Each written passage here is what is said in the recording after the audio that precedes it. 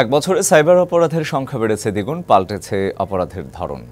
গেল বছর পুলিশের কাছে এই সংক্রান্ত ২৮,০০০ অভিযোগ জমা হলেও মামলা হয়েছে মাত্র ৩.৭৩ পুলিশ বলছে আইনের জটিলতা ও উপযুক্ত প্রমাণ না থাকায় অনেক সময়ে সাইবার অপরাধীরা পার পেয়ে যায়। একদিকে বিশ্বে বাড়ছে প্রযুক্তির উপর নির্ভরশীলতা, অন্যদিকে বাড়ছে সাইবার অপরাধের প্রবণতা। অপরাধের নতুন নতুন দিক সামনে আসছে এ জগতে।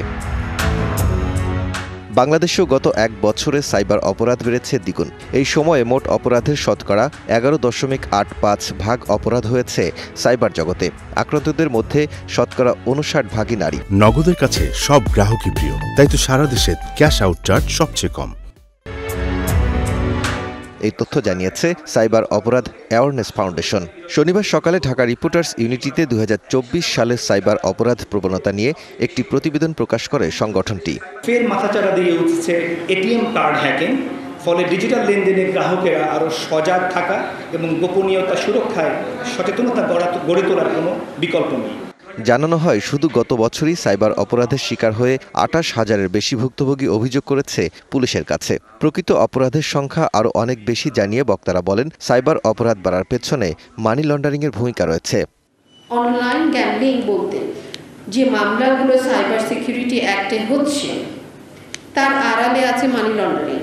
আমাদের কাছে আসার আগে যদি আপনারা থার্ড পার্টি কারো কাছে যান যে আমার ফেসবুক আইডিটা ঠিক করে দাও বা আমার ইনস্টাগ্রাম আইডিটা ঠিক করে দাও, you might be second time victim again.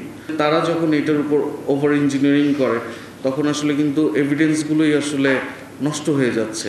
এখানে যারা অ্যাটাকার আছে তাদের থেকে আপনাকে চাইলে এক স্টেপ অ্যাহেড থাকতে হবে। অলওয়েজ আপনার পজিশনটা হবে রিঅ্যাক্টিভ। অনুষ্ঠানে সাইবার অপরাধ থেকে বাঁচতে ব্যক্তি সচেতনতা বাড়ানোর উপর গুরুত্ব দেন বিটিআরসির মহাপরিচালক। সাইবার থ্রেট, সাইবার সিকিউরিটি এবং সাইবার ক্রাইম এটার মধ্যে যে সম্পৃক্ত রয়েছে, এই বিষয়গুলিকে আমাদেরকে আমলে রাখতে হবে। যে কোনো পলিসি গাইডলাইন এবং আমাদের ব্যক্তিগতভাবে আমরা যারা ব্যবহারকারী, আমাদের অ্যাওয়ারনেস। প্রতিবেদনে জানানো হয়, ২০২৩ সালে মোট সাইবার অপরাধের শতকরা ১১.৫ আক্রান্ত pornography. Daud Khan, DBC news, Dhaka.